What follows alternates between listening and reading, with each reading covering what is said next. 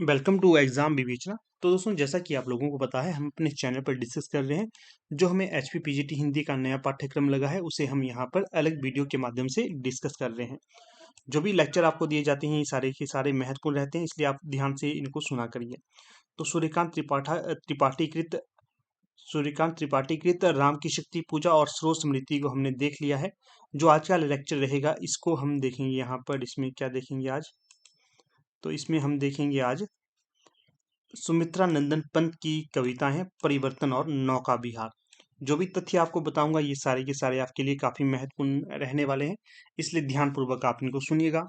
और जो नोट करने के लिए कहता हूं, तो उसको नोट भी करिएगा। देखिएगा, जो भी आज का लेक्चर रहेगा, इससे बाहर आपके प्रश्न नहीं जाने वाले हैं, तो ध्यान से आपने इनको देखना है। तो देखिए, सुमित्रा नंदन पंत। जो सुमित्रा नंदन पंत है, इनकी कविताएं हमें लगी हैं परिवर्तन, और दूसरी है नौका विहार। जो परिवर्तन है, ये लिखी गई थी 1924 में। और किस काव्य संग्रह में संग्रहित है? ये पल्लव में संग्रहित है। और पल्लव कब प्रकाशित किया गया था? 1928 को। इसका भी ध्यान रखना है। परिवर्तन 1924, पल्लव 1928 में संग्रहित है। प्रथम रश्मि 1919, और ये बीणा में संग्रहित है, और इसका समय है 1927। द्रुत झरो जगत के जीर्ण पत्र 1934, ये युगांत काव्य संग्रह में संग्रहित है, और 1936 इसका समय है। फिर आगे देख लेते हैं हम परिवर्तन कविता की कुछ पंक्तियां। अहे निष्ठुर परिवर्तन, तुम्हारा ही तांडव नर्तन, विषव का करुण विवर्तन, तुम्हारा ही नयनोन्मिलन, लक्ष्य अलक्षित चरण तुम्हारे चिन्ह निरंतर, छोड़ रहे हैं जग के विक्षित वक्षस्थल पर, सतत रथ के चक्रों के साथ तुम नृशंस नृप से जगति पर चढ़ अनियंत्रित, करते हो संस्कृति को उत्पीड़न पद मर्दित, नगन नगर कर भगन भवन प्रतिमाएं खंडित। ये वाली पंक्तियां इंपॉर्टेंट होगी। फिर है जगत का अविरल हृत कंपन, तुम्हारा ही भय सूचन, निखिल पलकों का मौन पतन, तुम्हारा ही आमंत्रण। तो ये भी पूछी जा सकती हैं पंक्तियां, इसको भी आपने ध्यान रखना है। फिर बाकी की पंक्तियों को भी देख लेते हैं, ये क्यों छोड़नी है। प्रथम रश्मि, इसकी पंक्तियां आपको याद रहनी चाहिए, महत्वपूर्ण तो नहीं है, फिर भी याद रखिए। प्रथम रश्मि का आना रंगीनी, तूने कैसे पहचाना, शशि किरणों से उतर उतर कर भू पर कामरूप नवचर, चूम नवल कलियों का मृदु मुख, सिखा रहे थे मुस्काना। ये किसके अंतर्गत है? प्रथम रश्मि के अंतर्गत है। प्रथम रश्मि किसकी कविता है? ये आपकी है पंत जी की कविता। अगली जो कविता है इनकी, द्रुत झरो जगत के जीर्ण पत्र। जो ये पंक्तियां हैं, ये नेट वालों और सेट वालों के लिए महत्वपूर्ण होगी, क्योंकि नेट में ये कविताएं लगी हुई हैं। द्रुत झरो जगत के जीर्ण पत्र, हे स्रस्त्र ध्वस्त, हे शुष्क शीर्ण, च्युत अस्त व्यस्त पंखों से तुम झरझर अनंत में हो विलीन। ये पंक्तियां काफी महत्वपूर्ण है, ये भी महत्वपूर्ण है, लिखिएगा मत, याद रखिएगा बस। निज अमर प्रणय स्वर, मदिरा से भर दे फिर नव युग की प्याली। फिर और पंक्तियां आगे आपके समक्ष लाया हूं, इनको भी आपने अवश्य नोट करना है। जैसे कि छोड़ छोड़ द्रुमों की मृदु छाया, तोड़ प्रकृति से भी माया, बाले तेरे बाल जाल में कैसे उलझा दूं लोचन। मोस्ट इंपॉर्टेंट पंक्तियां हैं ये। आगे है, प्रथम रश्मि का आना रंगिणी, तूने कैसे पहचाना, कहाँ कहाँ है हे बाल विहंगनी, पाया तूने ये गाना। मोस्ट इंपॉर्टेंट पंक्तियां हैं ये। अगली पंक्तियां हैं, अरुण अधरों की पल्लव प्रात, मोतियों सा हिलता हिमहास। फिर है, सैकित शैया पर दुग्ध धवल तनवंगी गंगा, ग्रीष्म विरल लेटी है श्रांत कलांत निश्चल, तापस बाला गंगा निर्मल, शशि मुख से दीपित मृदु करतल, लहरें उड़ पर कोमल कुंतल। मोस्ट इंपॉर्टेंट पंक्तियां हैं ये, परिवर्तन कविता से ली गई है। फिर आगे देखिए, आगे है, इस धारा सा ही जग का क्रम, शाश्वत इस जीवन का उद्गम, शाश्वत है गति शाश्वत संगम। अगली पंक्तियां हैं, तुम्हारे छूने में था प्राण, संग में पावन गंगा स्नान, तुम्हारी बाणी में कल्याणी, त्रिवेणी की लहरों गान। अगली पंक्तियां हैं, धूम धुआरे काजर कारे, हम ही विकरारे बादर, मदन राज के वीर बहादुर, पावस के उड़ते फणीधर। ये भी उसी की पंक्तियां हैं। परिवर्तन कविता की। अगली पंक्तियां देखिए, धूली की ढेरी में अनजान छिपे हैं मेरे मधुमेह गान। अगली पंक्तियां, ये तो मोस्ट इंपॉर्टेंट पंक्तियां हैं।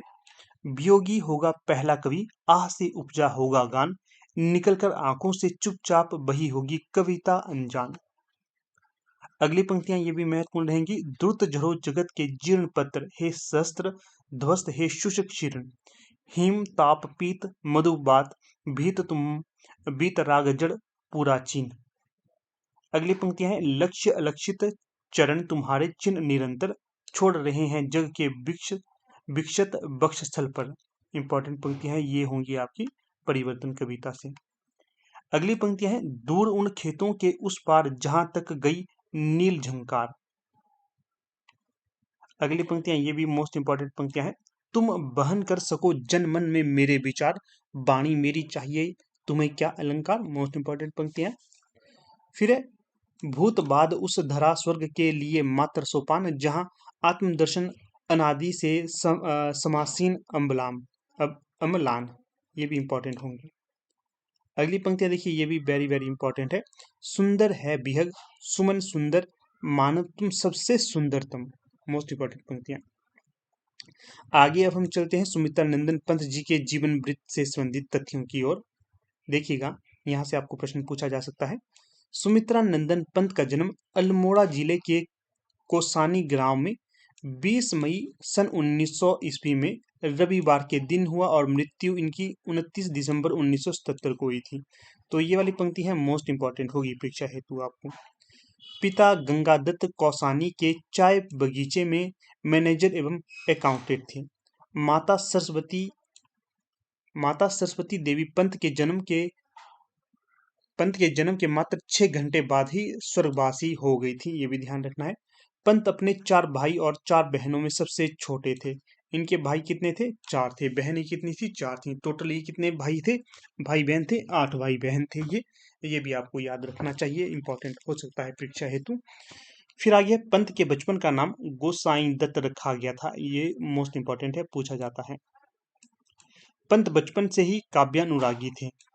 बाल्यावस्था में पंत पर काव्य के प्रभाव का श्रेय उनके बड़े भाई हरदत्त पंत को जाता है। सन 1905 ईस्वी में पंत का अध्ययन शुरू हुआ। पिताजी ने श्री गणेशाय नमः लिखकर स्वर व्यंजन वर्ण लिखना सिखाया, इंपॉर्टेंट होगा ये भी। सन 1905 ईस्वी में पंत जी ने कौसानी वर्नाक्यूलर स्कूल में दाखिला लिया। पंत जी 12 वर्ष की अवस्था में अल्मोड़ा के गवर्नमेंट स्कूल में दाखिला लिए। यहीं उन्होंने अपना नाम बदलकर सुमित्रा नंदन पंत रखा। सुमित्रा नंदन पंत रखा, ये याद रखिए, ये पंक्ति मोस्ट इंपॉर्टेंट होगी। सुमित्रा नंदन पंत जी अपने बड़े भाई के मित्र सुमित्रा नंद सहाय के नाम से प्रभावित होकर ये नाम इन्होंने रखा था, सुमित्रा नंद था इनका नाम, और पंत जी ने अपना नाम क्या रखा? सुमित्रा नंदन। उनका था सुमित्रा नंद और इनका है सुमित्रा नंदन, ये ध्यान रखना आपने। पंत जी बचपन में ही नेपोलियन के चित्र से प्रभावित होकर केशवर्धन करने लगे थे, ये भी काफी महत्वपूर्ण पंक्तियां हैं। किससे प्रभावित थे पंत जी? नेपोलियन से। उनके बाल, नेपोलियन के बाल लंबे लंबे थे, इस कारण पंत जी भी अपने बाल लंबे लंबे रखने लगे थे। पंत जी हाई स्कूल की पढ़ाई बनारस के जय नारायण हाई स्कूल से करते हैं। काशी में हिंदी, संस्कृत, बंगला, अंग्रेजी आदि साहित्यों का अध्ययन इन्होंने किया। सन 1919 में एमएससी परीक्षा पास कर इलाहाबाद के म्योर सेंटर कॉलेज में अध्ययन शुरू किया इन्होंने। सन 1921 में महात्मा गांधी जी के असहयोग आंदोलन से प्रभावित होकर इन्होंने कॉलेज भी छोड़ दिया था। व्यापार घाटा होने से इनके परिवार में आर्थिक स्थिति पैदा हो गई थी। आर्थिक स्थिति अर्थात आर्थिक संकट पैदा हो गया था। पिता कर्जदार हो गए थे, जमीन जायदाद बिक गई और पिता इसी शोक से स्वर्गवासी हो गए। फिर आगे है, कुछ ही दिनों में बड़े भाई की भी मृत्यु हो जाने से परिवार का बोझ इनके ऊपर आ पड़ा था। आर्थिक अभाव की पूर्ति हेतु पंत ने असगर गोंडवी की सहायता से विदेशी कहानियों तथा उमर ख्यामों की रुबाइयों का हिंदी अनुवाद किया, जो बाद में मधुज्वाल नाम से प्रकाशित हुई। ये भी काफी महत्वपूर्ण पंक्तियां होगी परीक्षा में आपको। मधुज्वाल नाम से क्या प्रकाशित हुए थे? जो पंत के द्वारा विदेशी कहानियों तथा उमर ख़याम की रुबाइयों का हिंदी अनुवाद किया गया था। ये बाद में मधु ज्वाल नाम से प्रकाशित हुआ था। असगर असगर गोंडवी के द्वारा इनकी सहायता की गई थी, ये भी आपने ध्यान रखना है। पंत जी का हरिवंश राय बच्चन तथा कुंवर सुरेश सिंह से काफी घनिष्ठता थी। किस किस के साथ पंत जी की घनिष्ठता थी? एक तो हो गए आपके हरिवंश राय बच्चन और दूसरे हो गए कुंवर सुरेश सिंह से काफी घनिष्ठता थी। पंत जी अपनी रचना के स्वर्णिम काल का श्रेय कुंवर सुरेश सिंह को देते हुए लिखते हैं, काला कांकर में कुंवर सुरेश सिंह तथा उनकी पत्नी से मुझे परिवार के प्राणी ही की तरह जो स्नेह सद्भाव मिला, उसके लिए कृतज्ञता प्रकट करना अक्षम्य होगा। अगला है स्वयं कुंवर सुरेश सिंह के शब्दों में, श्री पंत जी थोड़े ही दिनों में हम सबसे ऐसे घुल मिल गए जैसे वे इसी ग्राम के निवासी हों। मेरे परिवार के तो वे एक अभिन्न प्राणी बन गए। हम लोगों का कोई काम उनके बिना न होता। और हरिवंश राय बच्चन क्या कहते हैं? हरिवंश राय बच्चन से इनकी गहरी मित्रता थी, जिसके बारे में स्वयं बच्चन जी कहते हैं, पंत जी से मेरी 30 बरस की मैत्री थी। इस अवधि में उन्होंने मुझे लगभग 700 पत्र लिखे थे। मेरा अनुमान है कि मित्रता के स्तर पर इतने पत्र ना तो पंत जी ने किसी और को लिखे होंगे और ना मैंने प्राय उतने ही किसी और को। ये भी काफी महत्वपूर्ण पंक्ति होगी। फिर आगे है, कहा जाता है कि एक बार पंत और बच्चन की मैत्री में पत्र प्रकाशन को लेकर दरार आ गई थी। पंत जी ने बच्चन जी के खिलाफ मुकदमा दायर कर लिया था। क्यों दायर किया था? क्योंकि एक चाहता था ये जो पत्र है इनका प्रकाशन होना चाहिए, दूसरा चाहता था नहीं होना चाहिए। इस कारण इनमें ये मुकदमा भी दायर हो गया था। देखिए क्या क्या स्थिति होती है। फिर आगे है, सन 1919 में, ये पंक्ति तो हो गई है हमारी, ये वाली कर दिया है। यद्यपि इस मुकदमे में बच्चन जी की जीत हुई, किंतु दोनों ही पश्चाताप के कारण अपने आप को हारा हुआ समझने लगे थे। फिर आगे है, पंत जी के आकर्षक व्यक्तित्व पर बच्चन जी ने लिखा, उनका रूप रंग नैसर्गिक था। इलाहाबाद में उनसे अधिक सुंदर सुकुमार नवयुवक शायद ही पहले किसी ने देखा हो। उनका घने घुंघराले सुनहले बालों तथा उनकी विचित्र वेशभूषा की ओर लोगों की आंखें बरबस ही खिंच जाती। जो लोग उन्हें नहीं जानते थे वे समझते होंगे कि कोई एंग्लो इंडियन लड़की है जो कोट पतलून पहनकर जा रही है। जो उन्हें जानते थे वे उनमें आदर्शमान कवि को साक्षात मूर्तिमान देखते थे। कुछ लोग इन्हें जो नहीं जानते थे वो सोचते थे ये कोई अंग्रेज भारतीय लड़की होगी जो कोट पतलून पहनकर जा रही है। तो देखिए ऐसी ऐसी कल्पना भी होती है लोगों की। फिर आगे है, निराला जी ने लिखा है, पंत जी एकदम बच्चों जैसे हैं, सरल कोमल हृदय वाले कवि, इसलिए मैं उन्हें राजकुमार कवि कहता हूँ। तो ये मोस्ट इंपॉर्टेंट पंक्ति है। पूछा जाता है किसने पंत जी को राजकुमार कवि कहा है, तो ये सूर्यकांत त्रिपाठी निराला ने कहा है। जिस प्रकार से बच्चन सिंह के साथ इनकी घनिष्ठता थी पंत जी की, उसी प्रकार से निराला जी के साथ भी इनकी काफी घनिष्ठता थी और काफी बीच में मनमुटाव भी हो जाते थे इन दोनों के बीच में। आगे है पंत जी की रचनाएं, जैसे इनकी काव्य रचनाएं। पंत जी की काव्य रचनाओं का वर्गीकरण किया जा सकता है, जैसे कि छायावादी रचनाएं, इनकी प्रगतिवादी रचनाएं, अरविंद दर्शन से प्रभावित रचनाएं और नव मानवतावादी रचनाएं। इन्हें हम क्रम से देख लेते हैं। पहले देखिए पंत जी की छायावादी रचनाएं, उच्छ्वास 1920, ग्रंथि 1920, उच्छ्वास 1920, ग्रंथि 1920, वीणा 1927, पल्लव 1928, गुंजन 1932। प्रगतिवादी रचनाएं इनकी हैं युगांत 1936, युगवाणी 1939, ग्राम्या 1940। अरविंद दर्शन से प्रभावित रचना इनकी है स्वर्ण किरण 1947, स्वर्ण धुली 1947, युगपथ 1949। और नव मानवतावादी रचनाएं इनकी देखिए उत्तरा 1949, अतिमा 1955, बाणी 1957, चिदम्बरा 1958, कला और बूढ़ा चांद 1959, लोकायतन 1964, किरण बीणा 1967, पौ फटने से पहले 1967, पतझड़ एक भाव क्रांति 1969, गीत हंस 1969, शंख ध्वनि 1971, समाधिता 1973, शशि की तरी 1971, सत्यकाम 1975, गीत अगीत 1976, संक्रांति 1977। ये सारे के सारे आपको याद होनी चाहिए। और कौन सी रचनाएं किस रचनाओं के अंतर्गत है तो ये भी आपको याद होना चाहिए। छायावादी रचनाएं कौन सी हैं इनकी, प्रगतिवादी रचनाएं कौन सी है, अरविंद दर्शन से प्रभावित रचनाएं कौन सी हैं, और नव मानवतावादी रचनाएं कौन सी हैं, ये आपको पता होना चाहिए। परीक्षा में यहाँ से प्रश्न बनते हैं, मोस्ट इंपॉर्टेंट होगा ये।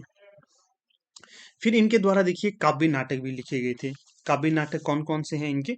ज्योत्सना 1934, रजत शिखर 1952, शिल्पी 1952, युग पुरुष 1955, छाया 1956, सोवर्ण 1956। सबसे महत्वपूर्ण इनका देखिए ज्योत्सना है, रजत शिखर और शिल्पी है, बाकी उतने पूछे नहीं जाते। उपन्यास, इनका एक ही उपन्यास आता है, वो है हार नाम से। किस नाम से? हार नाम से।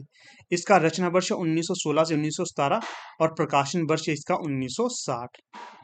फिर इनके कहानी संग्रह देखिए, इनके कहानी संग्रह कितने हैं? 5 कहानियां इन्होंने लिखी। एक है पान वाला, उस बार, दंपति, बनू और अब गुंठन। रचना वर्ष इनका 1935 है और प्रकाशन वर्ष 1936। ध्यान रखिए। अनुवाद, इनके द्वारा अनुवाद भी किया गया था। जो शुरुआत में इनके लिए आर्थिक संकट सामने आ गया था, उस समय इन्होंने अनुवाद भी किया था। किस नाम से किया था?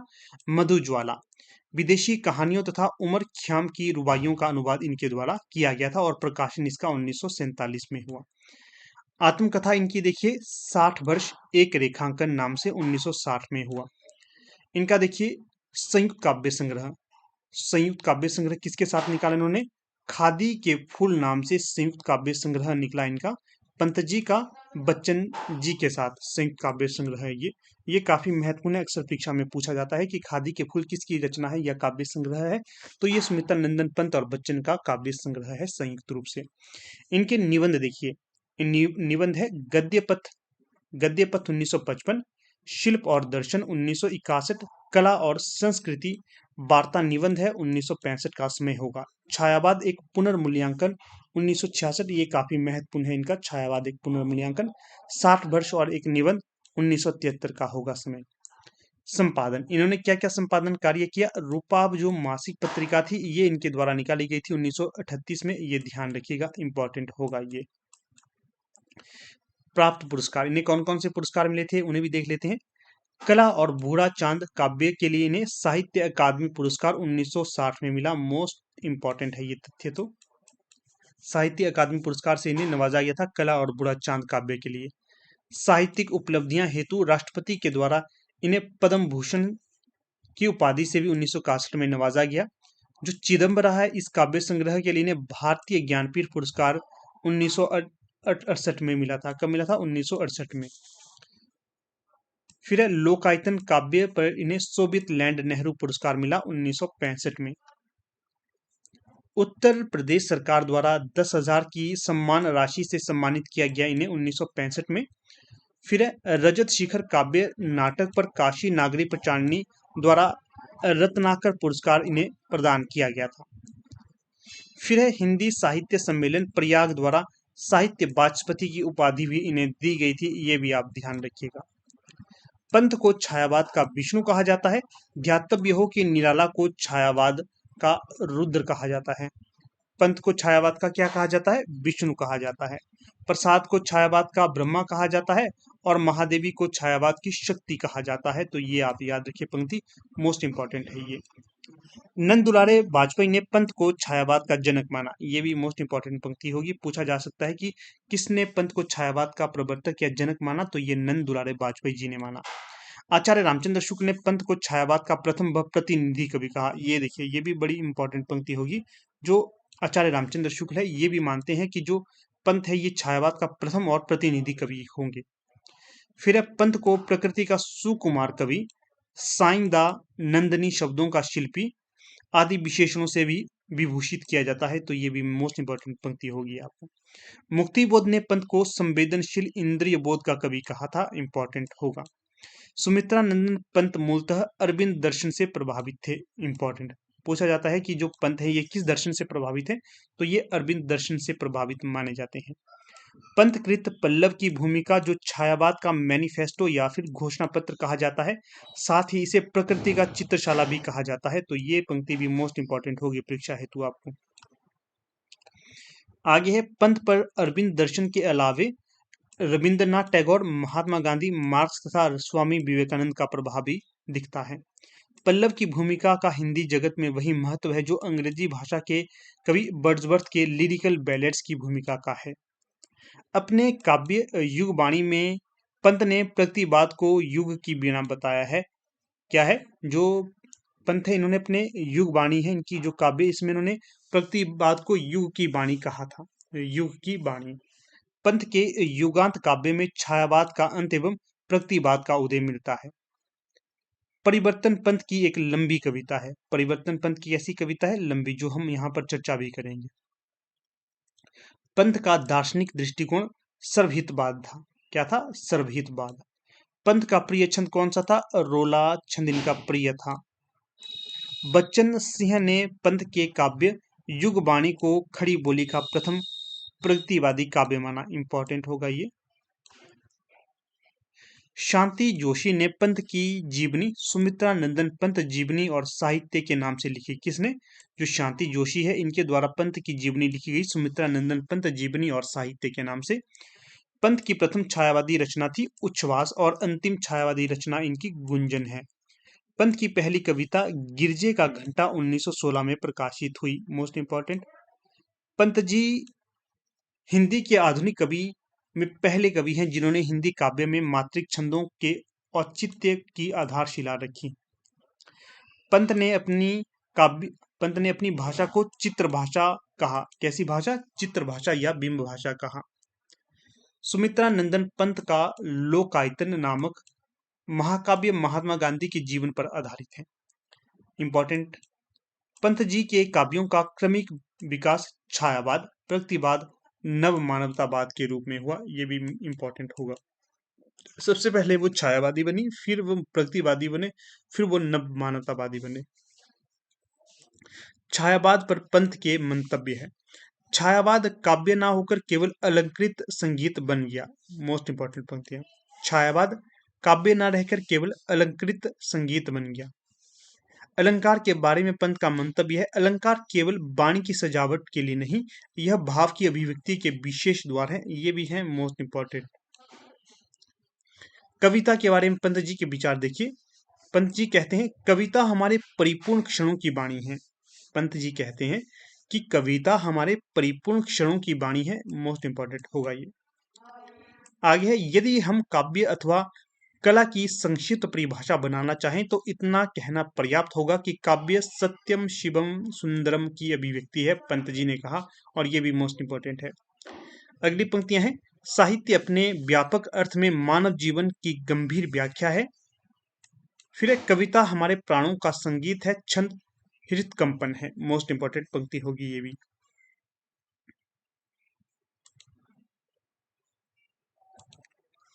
आगे है, निराला ने अपने पंत और पल्लव निबंध में पंत द्वारा कवित और सवैया छंद को हिंदी का जातीय छंद न मानने का खुलकर विरोध किया है। क्या बात हुई है?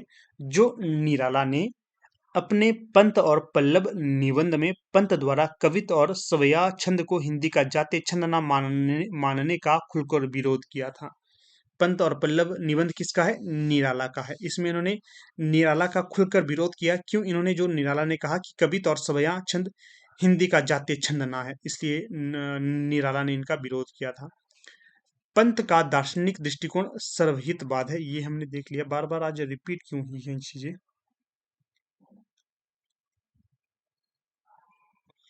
आगे है, सुमित्रा नंदन पंत के बारे में विद्वानों की राय। क्या क्या राय है इसे देख लेते हैं।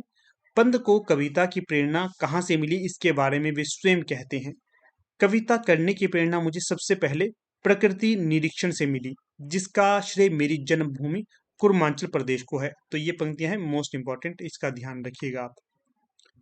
जन्मभूमि के बारे में पंत के विचार हैं, मेरा जन्म प्रकृति की गोद में हुआ, उसी के आंगन में खेला कूदा और बड़ा हुआ। प्रकृति की गोद भी साधारण नहीं, विराट शुभ्र शांत हिमालय की सानिध्य। मोस्ट इंपॉर्टेंट पंक्तियां हैं ये, याद रखिएगा आप लोग। आगे डॉक्टर नगेंद्र क्या कहते हैं, पंत जी सुंदर के ही कवि हैं। पंत जी सुंदर प्रकृति के ही कवि हैं, यद्यपि उनका सुंदर शिव और सत्य से शून्य नहीं है, ये भी इंपॉर्टेंट हो सकता है। फिर आगे क्या है, आगे है डॉक्टर देवराज क्या कहते हैं, प्रकृति पंथ की सौंदर्य दृष्टि का सहज आलंबन है और उनकी वाणी का सहज विषय भी है, इसको भी ध्यान रखिए। आगे है आचार्य नंद दुलारे वाजपेयी क्या कहते हैं, कल्पना ही पंत जी की कल्पना ही पंत जी की कविता की विशेषता, उसके आकर्षण का रहस्य है। यह उनकी विविध बहुमुखी रचनाओं का आधार, उनमें रमणीयता का विस्तार करती है। कल्पना ही पंत जी की कविता का मेरुदंड, उसकी काव्य सृष्टि का मापदंड है। और ये है मोस्ट इंपॉर्टेंट, इसको एक बार दोबारा से रिपीट करूंगा क्योंकि परीक्षा में ये प्रश्न पूछा जा सकता है। आचार्य नंद दुलारे वाजपेयी कहते हैं, कल्पना ही पंत जी की कविता की विशेषता, उसके आकर्षण का रहस्य, यह उनकी विविध बहुमुखी रचनाओं का आधार, उनमें रमणीयता का विस्तार करती है। कल्पना ही पंत जी की कविता का मेरुदंड, उसकी काव्य सृष्टि का मापदंड है। परिवर्तन कविता से देखिए कुछ तथ्य यहाँ पर लिए गए हैं। परिवर्तन कविता पंत के पल्लव काव्य में से ली गई है, पल्लव काव्य से 1928 से ली गई है, ये है आपके लिए मोस्ट इंपॉर्टेंट। परिवर्तन कविता की रचना कब हुई, 1924 में परिवर्तन कविता की रचना हुई। पल्लव में छायावाद युगीन कविता का कलात्मक उत्कर्ष आया है। पल्लव में सन 1918 से लेकर 1924 तक की रचनाएं संग्रहित हैं। पल्लव की भूमिका में कवि ने खड़ी बोली को हिंदी काव्य भाषा के पद पर प्रतिष्ठित करने की जोरदार वकालत करते हुए कहा है, हिंदी ने अब तुतलाना छोड़ दिया है, वह प्रिय को प्रिय कहने लगी, उसका किशोर कंठ फूट गया है, अस्फुट अंक कट घट गया है। ये भी इंपॉर्टेंट पंक्तियां होगी, अक्सर परीक्षा में पूछी जाती है ये। आगे काव्य भाषा सामान्य भाषा से अलग होती है, इसे स्पष्ट करते हुए पल्लव की भूमिका में पंत जी कहते हैं, जिस प्रकार बड़ी चुबाने से पहले उड़द की पीठी को मथकर हल्का तथा कोमल कर लेना पड़ता है, कविता के स्वरूप में भावों के सांचे में ढालने के पूर्व भाषा को भी हृदय के ताप में गलाकर कोमल, करुण, सरस और प्रांजल कर लेना होता है। तो ये तथ्य याद रखिए, ये भी प्रश्न बन सकते हैं आपकी परीक्षा में। ये पंक्तियां पल्लव की भूमिका में पंत जी ने कही थी, एक बार दोबारा से कहूंगा। जिस प्रकार बड़ी चुबाने से पहले उड़द की पीठी को मथकर हल्का और कोमल कर लेना पड़ता है, कविता के स्वरूप में भावों के सांचे में ढालने से पूर्व भाषा को भी हृदय के ताप में गलाकर कोमल, करुण, सरस और प्रांजल कर लेना चाहिए। आगे आचार्य रामचंद्र शुक्ल क्या कहते हैं पंत जी के संबंध में। पंत जी के संबंध में आचार्य रामचंद्र शुक्ल कहते हैं, पंत की पहली प्रौढ़ रचना पल्लव है। पंत जी की पहली प्रौढ़ रचना कौन सी है, पल्लव है, जिसमें प्रतिभा के उत्साह या साहस का तथा पुरानी काव्य पद्धति के विरुद्ध प्रतिक्रिया का बड़ा चढ़ाकर प्रदर्शन है। इसमें चित्रमयी भाषा, लाक्षणिक वैचित्र्य, अप्रस्तुत विधान इत्यादि की विशेषताएं प्रचुर परिमाण से भरी सी पाई जाती हैं। पंत ने पल्लव में 40 पृष्ठों की भूमिका लिखी है। पंत जी ने पल्लव में कितने पृष्ठों की भूमिका लिखी है, 40 पृष्ठों की भूमिका लिखी है। प्रवेश शीर्षक से दी है। परिवर्तन कविता के बारे में डॉक्टर नगेंद्र क्या कहते हैं, पंत की काव्यशाला में परिवर्तन का स्थान सबसे पृथक है। उन्होंने इतनी बड़ी, इतनी आवेशपूर्ण, ऐसी अनेक रस्में कविताएं कभी नहीं लिखी। ये बातें परिवर्तन के संबंध में पंत जी कहते हैं। परिवर्तन कविता में कवि ने दर्शन में अद्वैतवादी चिंतन को प्रस्तुत किया। कविता में कवि ने ब्रह्म की सर्वव्यापकता और सर्वशक्तिमता का चित्रण किया है। परिवर्तन कविता में कवि ने ब्रह्म की सर्वव्यापकता और सर्वशक्तिमता का चित्रण किया है, ये आपको ध्यान रखना होगा। कविता में यह बताया गया है कि ब्रह्म सर्वकालिक और सार्वदेशिक है। परिवर्तन कविता में पंत जी ने यह बताया कि ब्रह्म सार्वकालिक और सार्वदेशिक है। कविता में परिवर्तन के दोनों पक्ष, सुंदर और असुंदर रूपों की चर्चा और महत्ता को स्पष्ट किया गया है, ये भी आपको याद रखना चाहिए। आप ये मत सोचना कि एक ही पक्ष को प्रस्तुत किया गया है, दोनों पक्षों को प्रस्तुत किया गया है। प्रकृति अर्थात ब्रह्म को एक शक्ति के रूप में चित्रित करते हुए ये बतलाया गया है कि प्रकृति ही रूप धारण कर परिवर्तन के क्रियाकलापों को पूरा करती है। शांति प्रिय द्विवेदी ने इस कविता के बारे में कहा है, उसमें परिवर्तनमय विश्व की करुण अभिव्यक्ति इतनी वेदनाशील हो उठी है कि वह सहज ही सभी हृदयों को अपनी सहानुभूति के कृपा सूत्रों में बांध लेना चाहती है। इंपॉर्टेंट कथन होगा ये परीक्षा हेतु। अगला देखिए, परिवर्तन कविता के प्रत्येक छंद स्वतंत्र रूप में है। यह एक मुक्तक खंड जैसी रचना है, ये भी ध्यान रखना आपने। फिर आगे है, इस कविता में निराशा की एक केंद्रीय मनोदशा है जिससे वह बंधी हुई है। आगे है, कविता के आरंभ में कवि प्रश्न करता हुआ कहता है कि आज वह पूर्ण पुरातन और सुवर्ण काल कहाँ चला गया जिसमें चतुर्दिक ऐश्वर्य, ज्ञान और सौंदर्य प्रचुरता के साथ बिखरा हुआ था। तो ये आपने ध्यान रखना है, प्रश्न पूछा जा सकता है। आगे है, कविता में कवि आज के यथार्थ को बताते हुए कहते हैं कि आज बसंत पतझड़ में बदल जाता है, आज बसंत पतझड़ में बदल जाता है, प्रातः काल की लाली संध्या की आग में बदल जाती है, यौवन हड्डियों के कंकाल में बदल जाता है, 4 दिन सुखद चांदनी रहती है, फिर अनंत अंधकार छा जाता है, बचपन वृद्धावस्था में, मुस्कुराहट रुदन में, संयोग वियोग में बदल जाता है। तो ये पंक्तियां यहाँ पर महत्वपूर्ण होगी, यहाँ से काफी विषय आपको मिल सकते हैं देखने के लिए।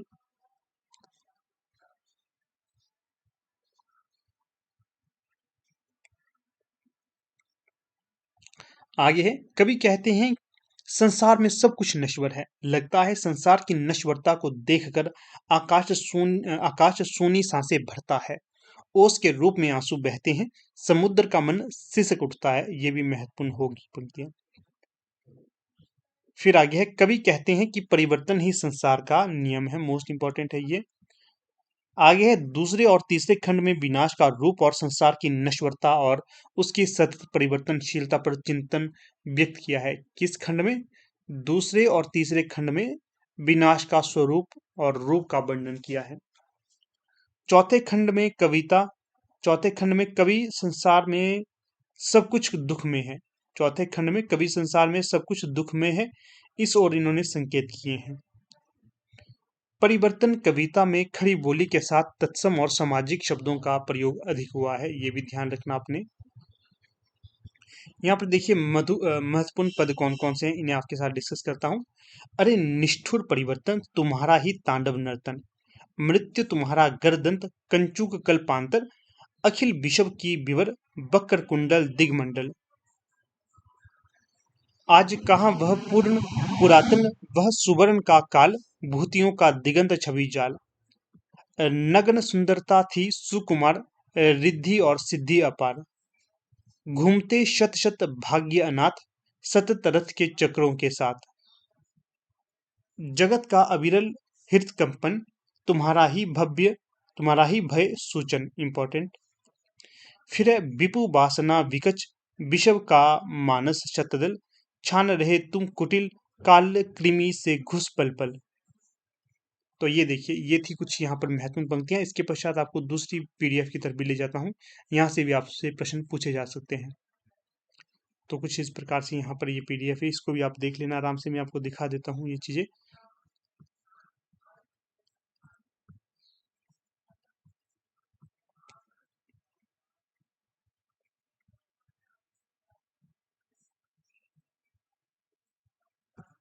फिर अब हम रुक करते हैं दूसरी पीडीएफ की तरफ। तो यहाँ पर देखिए, यहाँ पर भी जो तथ्य आपके समक्ष लाए हूँ काफी महत्वपूर्ण होंगे ये। वैसे तो मैं चाहता हूँ कि मैं आपको मेन मेन चीजें पढ़ाकर दिखा दूं, फिर भी देखते हैं क्या क्या बनता है आगे, इसको कर लेते हैं। जन्म कब हुआ सुमित्रा नंदन पंत जी का? तो सुमित्रा नंदन पंत जी का जन्म हुआ था सन 1900 ईस्वी में। कहाँ पर हुआ? जन्म स्थान है कौसौनी या फिर कुमाऊं। पूर्व नाम या फिर इनका जन्म का नाम क्या था? गोसाई दत्त। पिता का नाम क्या था? गंगा दत्त पंत। और इनकी मृत्यु हुई थी 1977 में। ये भी आप याद रखिएगा, ये तथ्य आपके लिए महत्वपूर्ण होंगे परीक्षा हेतु। फिर देखिए, नौका विहार कविता है, इनकी कविता है, इसके संदर्भ में कुछ पंक्तियां भी हैं और इनकी व्याख्या भी है, देख लेते हैं।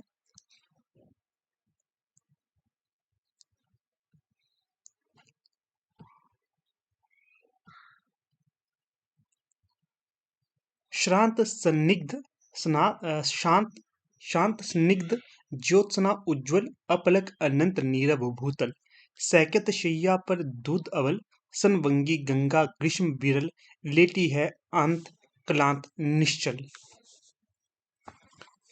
तपसा बाला गंगा निर्मल शशि मूल से दीपित मृदु करतल लहरें डर पर कोमल कुंतल गोरे अंगों पर सिहर सिहर लहराता तार तरल सुंदर चंचल अंचल सा नीलांबर साड़ी सी सिकुड़न सी जिस पर शशि की रेशमी विभा से भर सिमटी है बर्तुल मृदुल लहर। तो ये पंक्तियां आपको याद रखनी है, इंपॉर्टेंट हो सकती है, बीच बीच से पूछी जा सकती हैं। यहाँ पर संदर्भ देखिए, प्रस्तुत पद्यांश हमारी हिंदी पाठ्य पुस्तक में संकलित सुमित्रा नंदन पंत द्वारा रचित नौका विहार शीर्षक कविता से उद्धृत है। प्रसंग क्या है?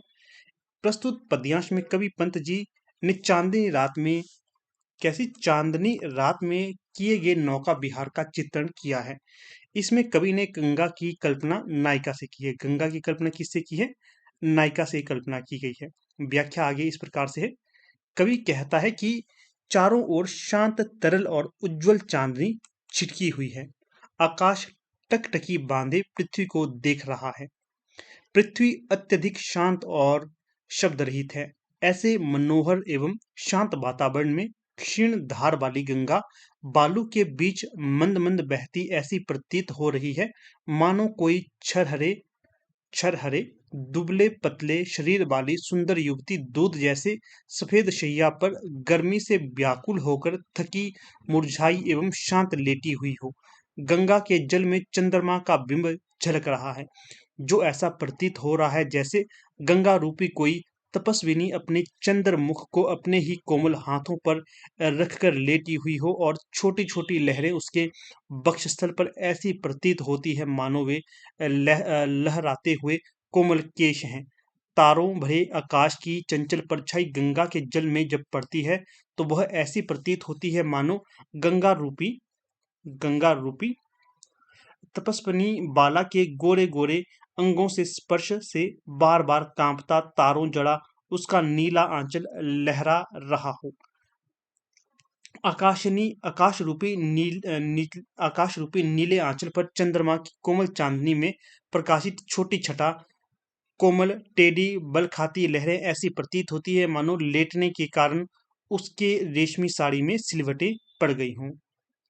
यहाँ पर देखिए, रस यहाँ पर शांत है, भाषा संस्कृत निष्ठ खड़ी बोली है, शैली प्रतीकात्मक है, छंद स्वच्छंद है, अलंकार अनुप्रास मानविकरण उपमा पुनरुक्ति प्रकाश अलंकार सांगरूपक और स्वाभोक्ति अलंकार है। माधुर्य गुण यहाँ पर प्रयोग किया गया है। शब्द शक्ति कैसी? अभिधा और लक्षणा शब्द शक्ति का प्रयोग किया गया है। आगे पंक्तियां है। चांदनी रात का प्रथम प्रहर हम चले नाव लेकर सतवर सीखता की सस्मित सीपी पर मोती की ज्योत्सना रही विचर लो पाले चढ़ी उठा लंगर मंद मंद मंथर मंदर लघु तरनी हंसिनी सी सुंदर मृदु तीर रही खोल पालों के पर निश्चल जल के सूची दर्पण पर बिंबित हो रजत पुलिन निर्भर दोहरे ऊंचे लगते क्षण भर काला कांकर का राजभवन सोया जल में निश्चिंत प्रमन पलकों पर वैभव स्वप्न सघन। प्रसंग क्या है? प्रस्तुत पद्यांश में चांदनी रात में किए जाने वाले नौका विहार का मनोरम चित्रण किया गया है। व्याख्या इस प्रकार से है। कवि पंत जी कहते हैं कि वे चांदनी रात के प्रथम पहर में नौका विहार करने के लिए एक छोटी सी नाव लेकर तेजी से गंगा में आगे बढ़ जाते हैं। गंगा के तट के सौंदर्य का वर्णन करते हुए वे कहते हैं कि गंगा का तट ऐसा रम्य लग रहा है मानो खुली पड़ी रेतीली सीपी पर चंद्रमा रूपी मोती की चमक यानी चांदनी भ्रमण कर रही हो। ऐसे सुंदर वातावरण में गंगा में खड़ी नावों की पालें नौका विहार के लिए ऊपर चढ़ गई हैं और उन्होंने अपने लंगर उठा लिए हैं। कहने का अभिप्राय यह है कि एक साथ अनेक नावें नौका विहार के लिए गंगा तट से खुली हैं। लंगर उठते ही छोटी छोटी नावें अपनी पाल रूपी पंख खोलकर सुंदर हंसिनियों के समान धीमी धीमी गति से गंगा में तैरने लगी। गंगा का जल शांत एवं निश्चल है, जो दर्पण के समान शोभायमान है।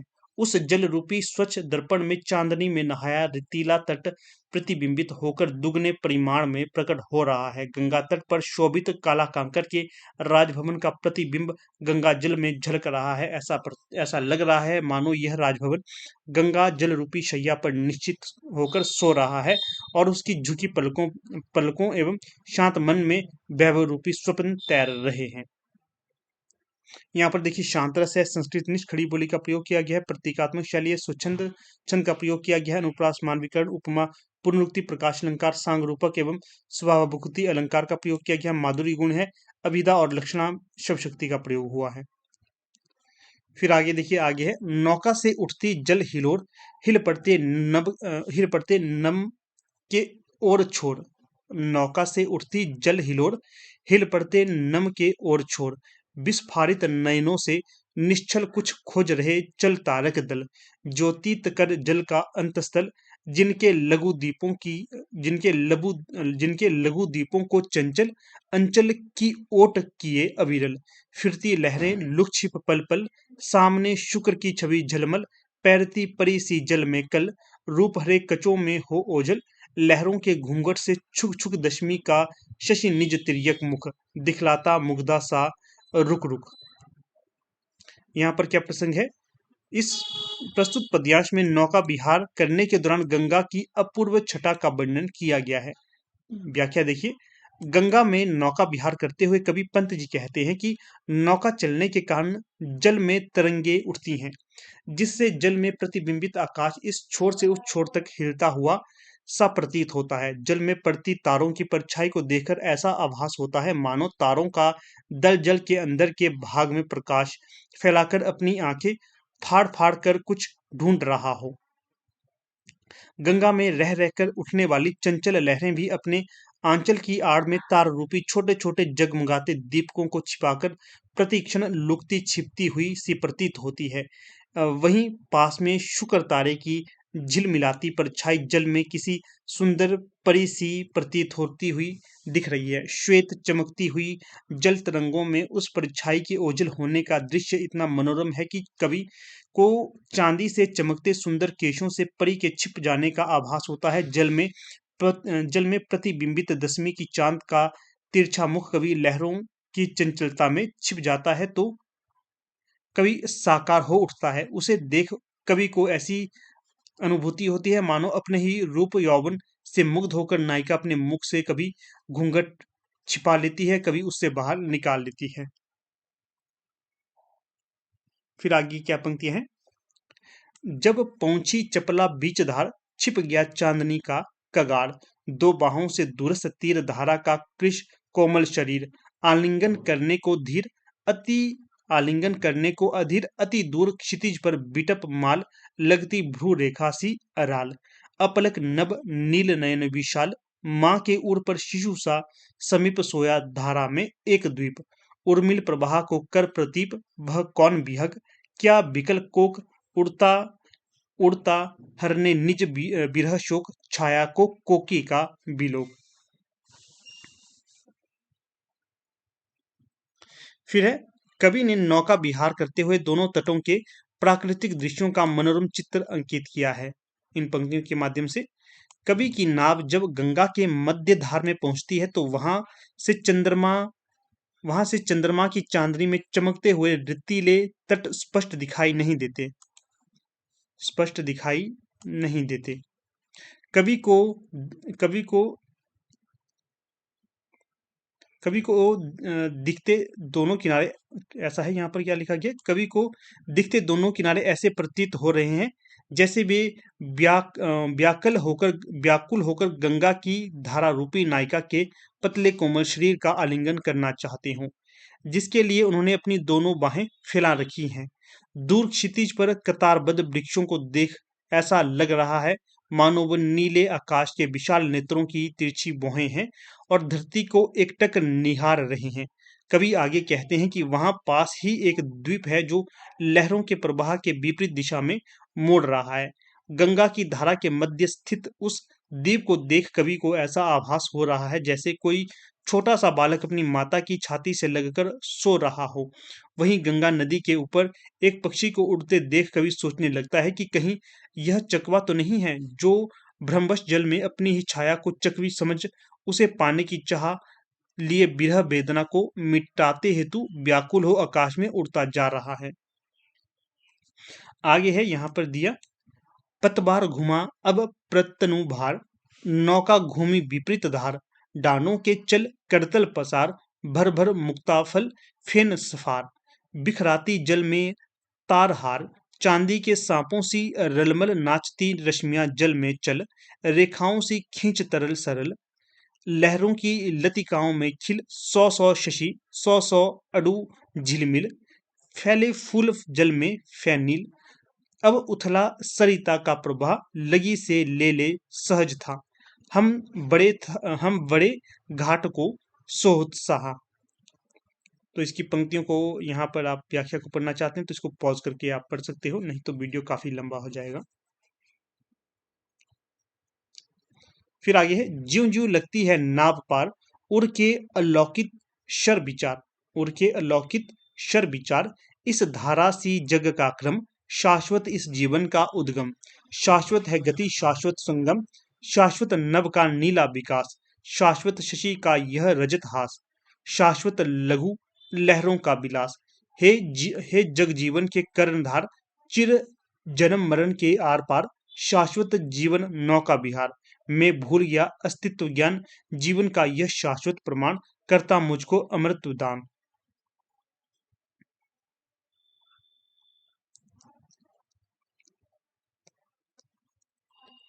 ये वाली पंक्तियां पढ़ लेते हैं, फिर यहाँ पर परिवर्तन कविता लग जाएगी।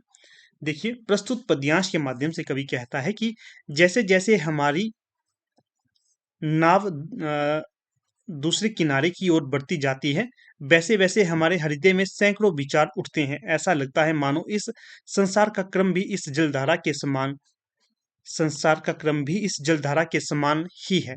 जिस प्रकार धारा निरंतर बहती चली आ रही है, आगे वह चुके जल का स्थान पीछे का जल ले लेता है, उसी प्रकार जीवन का बहाव भी निरंतर है।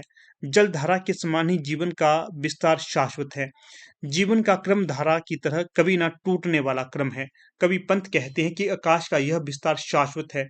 चंद्रमा की चांदी जैसी हंसी अर्थात चांदनी चांदनी भी चिरस्थायी है। लहरों का ऐश्वर्य भी निरंतर बना रहता है। कवि कहता है कि संसार की जीवन रूपी नौका को चलाने वाला क्या है, संसार की इस जीवन रूपी नौका को चलाने वाले ईश्वर जीवन की गति में जन्म एवं मृत्यु का शाश्वत कर्म बनाए रखते हैं। ये मूल थीम है इस कविता की। जीवन रूपी नौका का विहार निरंतर होता रहता है। कवि कहते हैं कि चिंतनशील होकर मैं अपने अस्तित्व का सत्ता का ज्ञान भूल गया। जीवन की शाश्वतता का जलधारा रूपी एवं शाश्वत प्रमाण मुझे अमृत प्रदान करता है। तो ये पंक्तियां आप ध्यान रखिए, आपके लिए महत्वपूर्ण होंगी ये। इसके काव्यगत सौंदर्य देखते हैं। भाषा संस्कृत निष्ठ खड़ी बोली है और प्रतीकात्मक शैली प्रयोग किया गया है। छंद इसका स्वच्छंद है और अलंकार उपमा रूपक पुनरुक्ति प्रकाश और मानविकर अलंकार है। माधुर्य गुण का प्रयोग किया गया है। लक्षणा शब्द शक्ति यहाँ पर देखने के लिए मिलती है। तो अब हम यहाँ पर परिवर्तन कविता को देखेंगे और इसकी व्याख्या भी देखेंगे जहां जहां जरूरत होगी। तो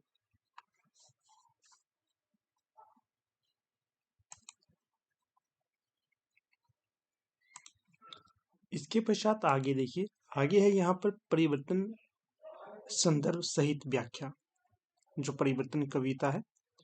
तो यहाँ पर जो पंक्तियां हैं इस प्रकार से हैं।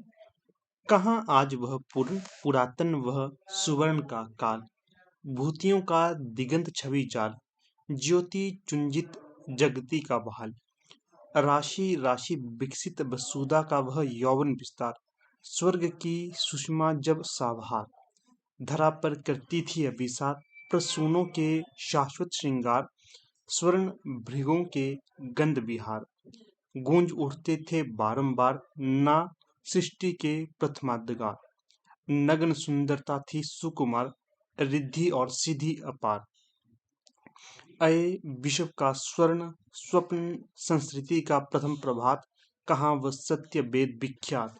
दूरित दूरित दुख दैन्य ना थे जब ज्ञात, अपरिचित जरा मरण भ्रूवात। यहाँ पर संदर्भ क्या है? प्रस्तुत पद्यांश हमारी हिंदी पाठ्य पुस्तक में संकलित सुमित्रानंदन पंत द्वारा रचित परिवर्तन शीर्षक कविता से उद्धृत है। ये ध्यान रखना है, इंपॉर्टेंट हो सकता है। प्रसंग है इसकी। यहाँ कवि ने भारतवर्ष के वैभवपूर्ण और समृद्ध अतीत का उल्लेख करते हुए समय के साथ साथ देश की भौगोलिक, सामाजिक, सांस्कृतिक परिस्थितियों में होने वाले परिवर्तनों का संकेत भी किया है। व्याख्या है, भारतवर्ष के वैभवपूर्ण व समृद्धशाली अतीत से भारत की तुलना करते हुए कवि पंत कहते हैं कि आज हमारी समृद्धि और ऐश्वर्य कहाँ विलुप्त हो गए हैं, जो हमारे स्वर्णिम अतीत की पहचान थे। कभी हमारा देश सोने की चिड़िया कहलाता था, वह स्वर्ण युग कहाँ खो गया है। प्राचीन युग में यहाँ चारों दिशाओं में इस छोर से उस छोर तक सुख समृद्धि का जाल फैला था। ज्ञान के प्रकाश से इस देश का मस्तक हर समय जगमगाता रहता था। अर्थात यहाँ जन जन में शिक्षा का प्रसार था। धरती का कण कण हरियाली से परिपूर्ण रहता था। चारों ओर हरी भरी फसलों से लहलहाते खेतों को देखकर ऐसा प्रतीत होता था जैसे पृथ्वी अपने यौवन के विस्तार पर हो। पृथ्वी पर चारों ओर फैली हरियाली ऐसी दिखती थी मानो पृथ्वी का आभार मान स्वयं स्वर्ग की शोभा ही प्रेम मिलन हेतु यहाँ उतर आई हो। नित तरह तरह के रंग बिरंगे और सुगंधित पुष्प खिलकर पृथ्वी का श्रृंगार करते करते रहते थे। उन पुष्पों के सुगंध से मदमस्त होकर उन पर गंजार करने वाले सुनहले भौरों को देख ऐसा प्रतीत होता था जैसे सृष्टि भौरों के रूप में घूम घूम कर अपने हृदय के प्रथम उद्गार व्यक्त कर रही हो। उस समय धरती पर चहुं ओर अर्थात चारों ओर छाया और सौंदर्य उन्मुक्त और सुकुमार था। धरती अपूर्व वैभव और सुख समृद्धि से पूर्ण थी। सचमुच वह वैभवशाली युग विश्व के स्वर्णिम स्वप्न का युग था। वह युग सृष्टि के प्रथम प्रभात के समान आशा, उल्लास, सौंदर्य व जीवन से परिपूर्ण था। कवि उस बीते हुए प्राचीन युग की विशेषताओं को आज न पाकर चिंतित मुद्रा में पूछते हैं, आज वह सत्य कहाँ खो गया है। हमारे ऋषि मुनियों ने जिसका मुक्त कंठ से गुणगान किया था, पूरी मानव जाति को ज्ञान का पाठ पढ़ाने वाले विश्व भर में प्रसिद्ध हमारे वेद आज वहाँ विलुप्त हो गए। कितने अच्छे वे दिन थे जब हमारा समाज पाप, दुख, दीनता आदि से मुक्त था और हम बुढ़ापा, मृत्यु जैसे विभीषिकाओं से भी परिचित न थे। काव्यगत सौंदर्य यहाँ पर रस देखिए, शांत रस है। भाषा संस्कृत निष्ठ खड़ी बोली है। शैली प्रतीकात्मक है। छंद स्वच्छंद है। अनुप्रास रूपक पुनरुक्ति प्रकाश एवं मानविक अलंकार है और गुण ओज गुण है, ये आप ध्यान देना। लक्षणा शब्द शक्ति का प्रयोग किया गया है। फिर है, हाय सब मिथ्या बात, आज तो सौरभ का मधुमास, शिशिर में भरता सूनी सांस, मधु ऋतु की गुंजित डाल, झुकी थी जो यौवन के भार, अकिंचिनता में निज तत्काल, सियर उठी जीवन है भार। आज पावस नद के उद्गार, काल के बनते चिन्ह कराल, प्रात का सोने का संसार, जला देती संध्या सी ज्वाल, अखिल यौवन के रंग उभार, हड्डियों के हिलते कंकाल, कचों के चिकने काली ब्याल, केंचुली कांस सिवार, गूंजते हैं सबके दिन चार, सभी फिर हाहाकार। यहाँ पर जो ये पद्यांश है, इसमें कवि ने अतीत के गौरवपूर्ण समय से वर्तमान समय की तुलना की गई है। तो आप इसकी व्याख्या को आराम से पढ़ सकते हो।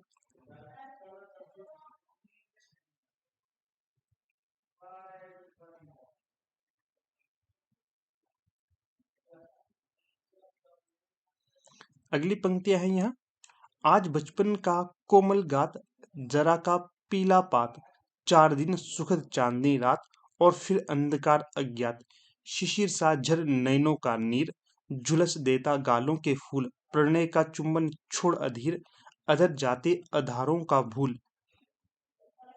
मृदुल होठों का हिमजाल, हास उड़ा जाता निश्वास समीर, सरल बाहों का शरदाकाश, घेर लेते घर घिर गंभीर, शून्य सांसों का विधुर वियोग, छुड़ाता आपराधिक आपराधिक अधर मधुर संयोग, मिलन के पल केवल दो चार, विरह के कल्प अपार। प्रस्तुत पद्यांश में कवि ने विविध उदाहरणों के माध्यम से समय की परिवर्तनशीलता को स्पष्ट करने की कोशिश की है।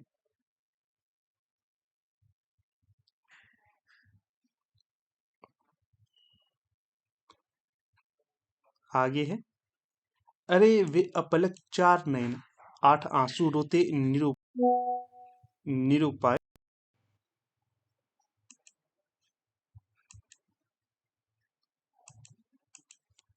अरे वे अपलक चार नयन, आठ आंसू रोते निरुपाय, उठे रों के आलिंगन, कस उठते कांटों से हाय।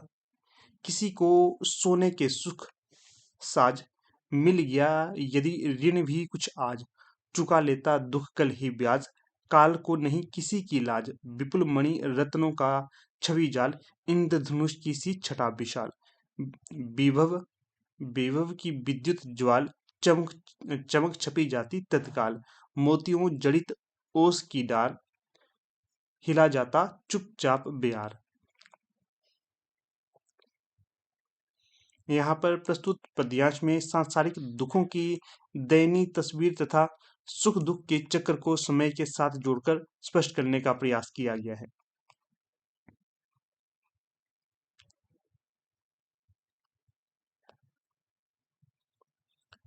खोलता इधर जन्म लोचन, मूंदती उधर मृत्यु क्षण क्षण, अभी उत्सव और हास उल्लास, अभी अवसाद अश्रु उच्छ्वास, अचरिता अचरिता देख जगत की आप, शून्य भरता समीर निश्वास, डालता पातों पर चुपचाप ओस के आंसू नील आकाश, शीसक उठता समुद्र का मान, सियर उठते उहुगन।